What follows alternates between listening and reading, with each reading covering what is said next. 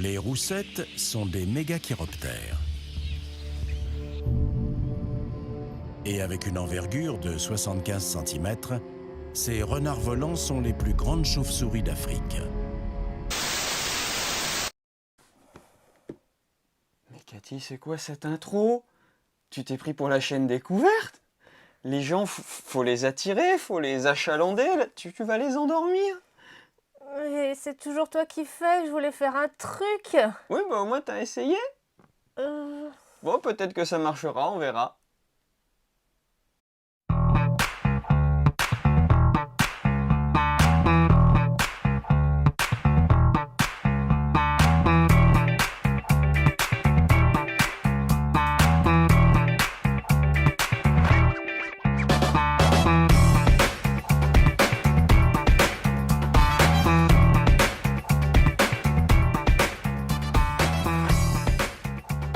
Salut lutin! Et ben on est samedi aujourd'hui puisque on n'a pas fait la vidéo hier parce que toutes Les commandes n'étaient pas les arrivées. livraisons n'étaient pas arrivées. Donc c'est samedi matin, on sort d'AP Magic, donc je suis, Toi, t'es un peu je suis un fatigué. peu dans les choux, mais tout va bien. Alors, et ben bonne Eh rentrée ben cette oui, semaine. ça commence, hein, Oui. voilà.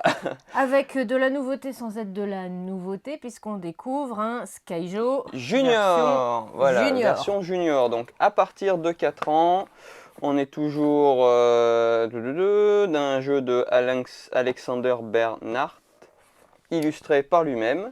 Donc toujours la même mécanique du piocher remplacé, sauf que là du coup on va avoir des cartes avec des fruits et il va falloir faire des colonnes de fruits identiques. Tout simplement. Voilà. Et quand on arrive à faire une colonne de fruits identiques, ben on va marquer le nombre de points de la valeur des fruits de la colonne. Donc voilà. Si petite différence, c'est qu'on ne retourne pas deux cartes au début de la partie. Toutes les cartes sont face cachée et au début de notre tour, ben, quand on choisit une carte, on révèle en même temps, si on prend une carte face visible, on révèle en même temps une des cartes pour s'en débarrasser. Voilà. 2-5 joueurs, 10 minutes. Voilà. Pour Ça habituer sera les enfants au efficace. Skyjo, ça sera très bien.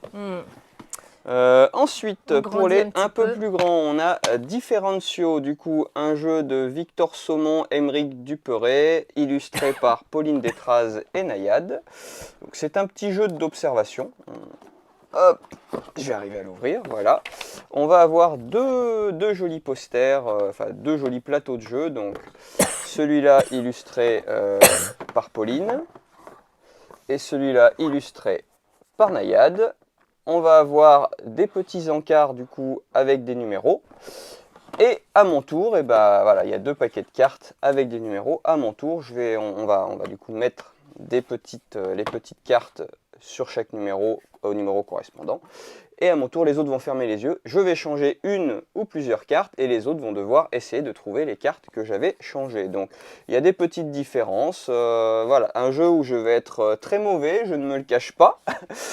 Je pense qu'on n'est pas le public visé. Voilà. C'est le public des enfants qui sont très très bons à ce genre de jeu d'observation. Une revisite du cherche-et-trouve. Qui adorent ce genre de choses et avec des illustrations, comme tu disais, Pauline Détraz et puis Nayade, qui sont deux illustrateurs, illustratrices formidables qui font tout dans le jeu. Ça, c'est très chouette. Donc, mais voilà. pas pour nous. Mais pas pour nous. Donc c'est un quoi? C'est un 2 C'est un 2 à 6 6 joueurs. à partir de 7 ans pour des parties d'environ une quinzaine de minutes. Petit jeu de vilain. Non. Chaotique, donc vous rêviez d'un jeu de morpion mélangé avec Unstable Unicorn, et ben Unstable Game l'a fait. Voilà, donc on a la team dragon, la team licorne, on a un plateau de jeu qui ressemble, comme deux gouttes d'eau, à un plateau de morpion avec deux niveaux de jeu, soit en 3x3, soit en 4x4. Et le but, c'est comme après tous les jeux Unstable, on va jouer nos cartes. Donc les cartes sont soit des cartes normales, soit des cartes avec des petits textes qui nous permettent d'interchanger des cartes, de virer des cartes de l'adversaire, des petites cartes magie pour nous embêter, et on a des objectifs en fait. Au début d'un tour, on va piocher un objectif. Elles sont où les cartes objectifs? Elles sont ici. là, voilà. On va piocher une carte objectif et du coup, la carte nous indique quelle partie du morpion on doit recouvrir. Dès qu'on a rempli un objectif, on révèle la carte, on enlève les cartes qui remplissent l'objectif, et quand on remporte 3 objectifs, on a gagné la partie. Voilà, jeu Les- gentiment méchant, comme à l'habitude de Unstable Game, qui se joue de 2 à 4. Qui est efficace. Efficace, comme d'habitude, ouais. Les règles, on les a vite Oui, bah après, apprises. c'est des cartes faut à texte, poser, hein. il y a Voilà. des petits effets. C'est choupinou et ça fait partie de cette catégorie de jeux que j'appelle les gentiment méchants, Mhm. que je n'aime pas du tout, que je jouerai plus, mais qui est très très bien. On reste dans les petites boîtes. Donc, on a un nouveau The Mind le devin, donc qui va fonctionner comme le The Mind classique, donc sans communication verbale, sauf qu'il y a un devin qui va voir à chaque manche un certain nombre de cartes selon le niveau auquel on est, et du coup qui va pouvoir noter une des valeurs de cartes. Ensuite, on redistribue les cartes qu'il a regardées, les cartes qu'on a choisies et dont il a regardé un panel aux autres. Et puis le but, c'est comme d'habitude de faire une suite croissante, c'est ça, croissante? Ouais. Oui, c'est croissante. Voilà, les croissants. J'ai pas petit déjeuner, moi je fais mon croissant. Bon, je parle plus de bouffe alors. Voilà, c'est toujours de Reinhard Staup et de Wolfgang Schwartz, illustré par Oliver Friedrich. Désolé pour la prononciation. C'était pas mal, c'était pas mal. Oui. Oui, ça va.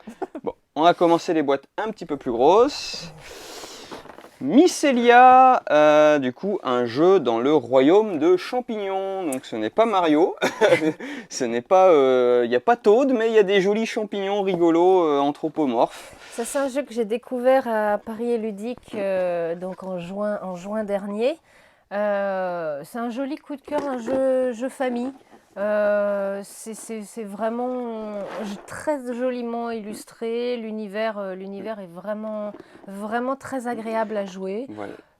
Après, c'est une mécanique de C'est jeu un de deck building placement, et deck de. building, Voilà, c'est de Daniel Greiner et c'est illustré par Justin Chan. En fait, voilà, on va chacun avoir un petit plateau de joueurs. Ça, c'est le côté waouh de la partie. Ouais. On va avoir un petit plateau de joueurs sur lequel on va. Où qui sont mes plateaux? Hop là.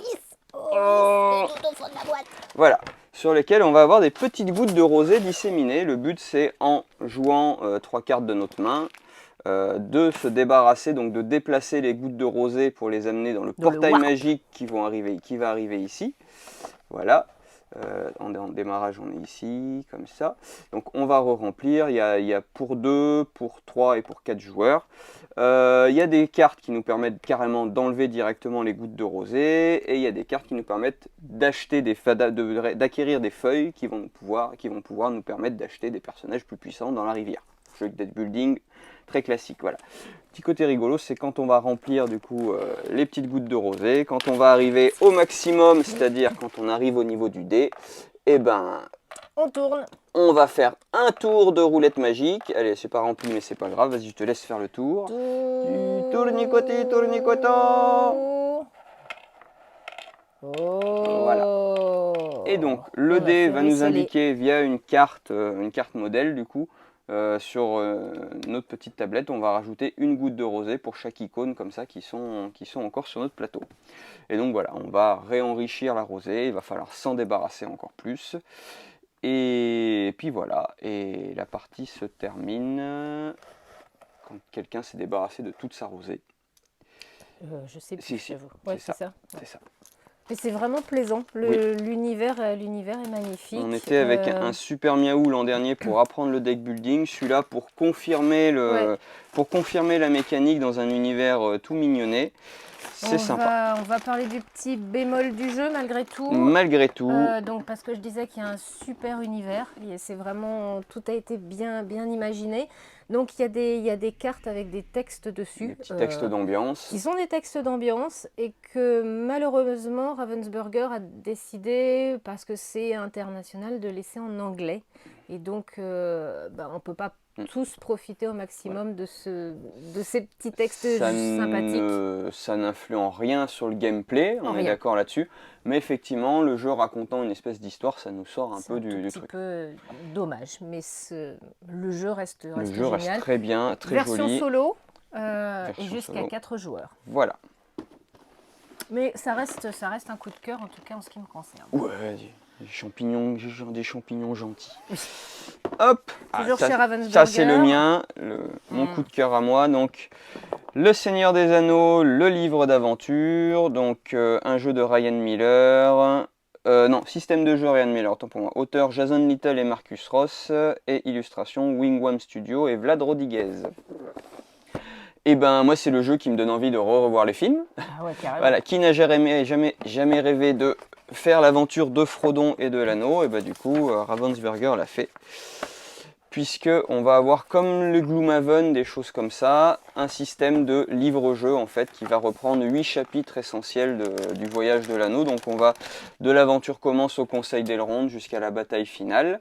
Ça se joue de 1 à 4 et c'est un système de cartes en fait et d'action, puisqu'au début de mon tour je peux soit déplacer 2 personnages d'une case, soit déplacer un personnage de 2 cases. Il va y avoir des petits objectifs à remplir, donc avec des personnages positionnés au bon endroit et des cartes objets à avoir en main pour pouvoir valider les objectifs. Le but c'est de valider tous les objectifs. On a des petits combos spéciaux avec les pouvoirs de l'anneau, sauf qu'à chaque fois qu'on utilise le pouvoir de l'anneau, son emprise sur la Terre du Milieu augmente, et si on arrive au bout de la piste de corruption, bah, du coup on perd la partie. Si on finit le paquet de cartes et qu'on n'a pas rempli tous les objectifs, on perd la partie. Enfin voilà, comme tous les jeux en coop, il y a plein de façons de perdre la partie, une façon de la gagner, mais voilà. Des jolies illustrations vraiment tirées du film avec les petits dialogues, ça donne vraiment envie. Qui sont vraiment, Qui sont plutôt jolies. On reconnaît bien les bien personnages. tous les Ouais. 7 personnages. Alors, petit bémol côté Sauf sur Pipin ouais, Amérique, je sais jamais qui est Pipin. petit et bémol qui est Merry, côté mais, peinture, c'est du plastique mou, donc c'est pas forcément facile à très peindre. agréable à peindre. ouais. Ouais, Mais les bon, couleurs, après, elles voilà, sont- il y a les couleurs, ça c'est vraiment mon côté relou figuriniste. Ouais. Et puis après, comme tu dis, Voilà. les illustrations, Bah, évidemment. on reconnaît bien les personnages des Ouais. films, enfin, voilà, le parti pris est vraiment lié au film de Peter Jackson, et voilà. Film qui commence à dater, avoir hein. 20 ans, hein, ça rajeunit pas. Donc, et ça, on joue pareil tout seul ou jusqu'à 4 Jusqu'à joueurs. 4, tout à fait. Je sais plus si tu l'avais dit. Si. Bon, bah, je le redis. C'est une bonne boîte de jeux effet Oui. prout.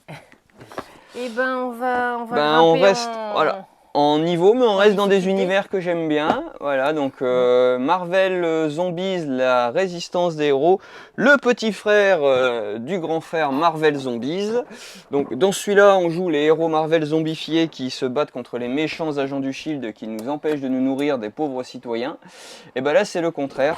On incarne du coup les héros qui n'ont pas encore succombé à la peste zombie, et on doit affronter des hordes de zombies tout en essayant de sauver les citoyens qui n'ont rien demandé et d'affronter nos anciens copains qui eux ont succombé au virus et Ah qu'il ouais, va ouais, falloir qui falloir fait peur, éliminer. là, le Le ma- Docteur Strange, le magicien de fête foraine. zombie là. Voilà. Donc toujours un système à la zombicide, donc en coopération, gestion de menaces avec du tirage de cartes, etc. Ça, on ne renouvelle pas le genre. Par contre, ce que j'apprécie, c'est que il y a que les cartes, les figurines de personnages qui sont en plastique. Le reste, c'est des profilés cartons. Ça fait que pour quelqu'un qui veut découvrir la gamme Zombicide, c'est vraiment top parce que ça fait un jeu à 51 €. Ça évite de sortir le gros billet de plus de 100 € pour la grosse boîte de Zombicide. Même s'il n'y a pas toutes les figurines en plastique, on a l'essence du jeu, on a cette sensation d'oppression avec les figurines de zombies qui envahissent et qu'on ne sait plus quoi en faire. Et voilà. 1 à 4 Donc, joueurs 1 à 4 joueurs. et univers zombicide. Et ben on s'attaque à du... Non, on a encore des petites... On va faire un petit aparté, ouais. Dans la collection des jeux que vous aimez bien, des enquêtes, il y a deux nouveaux... un nouveau d'Escape et un nouveau Il Detective. y en a d'autres, on en a oublié. Il y a l'évasion Et d'Alcatraz. qui était déjà sorti Qui depuis était déjà- longtemps. d'accord, Ouais, ok. c'est du réassort les autres. Ok, d'accord. Bon. Ça, c'est les deux nouveaux. Donc, chez Eh ben, je vais noter, Détective, je sais pas de quoi je parle. le secret du désert. Et chez Descape, c'est Tokyo Blackout. Blackout. Voilà. Donc pareil, toujours des jeux qui se jouent tout seuls ou jusqu'à 5 ou 6 joueurs. Et en escape, voilà. Que je l'ai fait ce week-end. Ah, voilà. tu me diras, qu'est-ce que c'est le gros truc que l'on voit en premier, à Tokyo. en premier champ dans le Tokyo Ouais. Blackout. Je pense qu'il y a un kaiju qui va faire ses petites affaires. Une semaine sans microgame, Oui. pareil, ça ne serait pas une vraie semaine. ça donc, ça faisait longtemps, mais si c'était l'été. ouais, voilà. C'était l'été. C'était l'été. Donc là, c'est Totemic, donc un jeu pour deux à partir de 8 ans, de Chris Ham. Joli univers. Hein. Oui, on est sur j'ai bien vraiment aimé les animaux gardiens amérindiens. Ouais. Après, pour un jeu qui s'appelle Totemic. Totemic, on se doutait que ça allait un peu explorer cet univers. Donc voilà, petit jeu de combat entre guillemets. On va avoir des animaux avec des valeurs. Le but c'est de faire le plus de points, mais il y a des petites variantes puisqu'on peut réagir différemment selon les combats. On peut renchérir sur un combat si on pense qu'on va le gagner. On peut fuir lamentablement la queue entre les jambes si on n'a pas envie d'y aller. Et puis voilà. J'aime vraiment beaucoup le choix graphique. Voilà, ça c'est le dernier microgame. Et puis ça y est, notre premier jeu un peu expert et sans être expert parce que c'est de l'initier un peu sympa. Mais on apprécie le thème. Oui. Ouais. Donc, qui est volontaire en voilà. fait. Le Uwe Rosenberg, l'auteur connu d'Agricola et autres jeux bien cérébraux, est parti en voyage en Afrique, au Ghana, où il a un petit peu vu comment fonctionnait comment ça s'appelle quand les chauves-souris se déplacent Les migrations. Merci. Samedi, c'est dur. Non, c'est la paix qui était dure. La migration des chauves-souris qui permet de faire vivre tout un système. C'est les roussettes, c'est ça? Ouais, c'est ça, écologique. Et du coup, il en a fait un jeu. Donc c'est un jeu de pose de meeple. Voilà. Très classique. Mais ce qu'on apprécie, c'est vraiment qu'il n'est pas venu juste poser un thème un peu écolo, responsable sur le jeu. Ça influe vraiment sur les mécaniques. Puisque le but c'est quand même de développer son village, mais il faut faire attention du coup justement à ces chauves-souris qui sont là qui participent à l'égrainage, à la dissémination des graines des arbres, puisque elles arrivent par milliers voilà. En fait les chauves-souris et puis elles bouffent tout ce qu'il y a sur les arbres, mais du coup après elles font caca ces chauves-souris et c'est ça qui permet en fait de disséminer et de faire repousser et dans le jeu, il y a l'apprentissage aussi des villageois. C'est ça. Dans le jeu du coup, plus on a de chauves-souris, plus on va avoir d'actions bonus, et à la fin d'un tour en fait on va gagner par chaque villageois une pépite d'or, sauf que si c'est des familles qui ne sont pas sensibilisées aux roussettes, on va aussi développer de la pollution, et la pollution vient polluer un peu notre espace de jeu. C'est des espaces de jeu qu'on ne pourra pas dépolluer et sur lesquels on ne pourra pas mettre d'arbres, de graines, de chèvres, etc. Et donc qui vont nous empêcher de prospérer pleinement. Donc le jeu vraiment cherche pas forcément la course au point, mais cet équilibre subtil de je me développe, mais il faut aussi que je fasse attention à mon environnement. Là du coup pour faire le plus de points possible, mais dans la vraie vie pour essayer du coup de prospérer le plus sereinement possible dans la durabilité. Donc ça c'est un jeu de pose de meeple qui change un peu. Et il y a un vrai engagement du coup qu'on apprécie, et pas juste un thème posé dessus. Parce qu'après Uwe Rosenberg a écrit un bouquin en fait, qui n'est disponible qu'en allemand malheureusement, justement sur les roussettes et sur leur... T'es un biologiste en plus d'être un auteur de jeu? Je sais pas en fait, tiens, bonne question. Il faudra qu'on se renseigne. On va regarder la biographie de monsieur C'est Rosenberg. Illustré par Andy Elkerton. Ok. Voilà. Et ça se joue de 1 à 4. À 4 et il faut compter 30 minutes par joueur. Voilà. Et on approche du but. Voilà. Tadam. Donc, on a dit qu'hier soir, c'était la paix, je l'ai dit et redit. Donc, les friches d'Eldraine. On a de quoi Un univers tout proposer. mignonnet avec Oui. des fées. Dans la Ça boîte là, nous- il y a un petit biscuit chevalier Ouais. que tu as mis en vitrine parce qu'il est trop Il est chouette. trop chouette, ouais. Ouais. Non, c'est une jolie extension. Les joueurs hier soir ont vraiment apprécié l'univers. Ils ont trouvé que les cartes étaient vraiment très très chouettes. Donc c'est une belle extension. Ouais. Et on Hop. prend un peu d'avance là. On Parce a que reçu un calendrier de l'Avent. c'est pas Noël, mais bon, faut prévoir. Donc pour les fans de Pokémon, hein, il y a, ça y est, le calendrier de l'Avent qui est sorti. Voilà, Voilà. avec plein de surprises dedans. Il y a des boosters, des cartes brillantes. Bah, J'ai c'est noté rien. sur la boîte. Bah ouais, mais si ma fille elle voit, Ah, bon, alors là. bon, d'accord. Ça sera coupé. Et puis bah voilà, hein, Voilà. on a tout dit. Et ben une belle semaine de nouveautés. Une belle semaine de rentrée. Puis, Ouais. et puis il y en a encore, il y en a encore sous beaucoup. la pédale, l'accélérateur derrière qui Ouais, arrive. le mois de Donc, septembre, il va être vraiment très chouette. Il y a de très très très jolis jeux qu'on attend, dont mon chouchou de l'année, je pense, qui sort dans 15 jours, Eh c'est Faraway. Celui-là, oui, vraiment j'attends eh avec ben, impatience. on en reparlera. Au cours du salon de Vichy qui arrive aussi dans Oui. 15 jours. Ouais. Et ben bonne semaine à tous. À la Amusez-vous semaine bien. prochaine.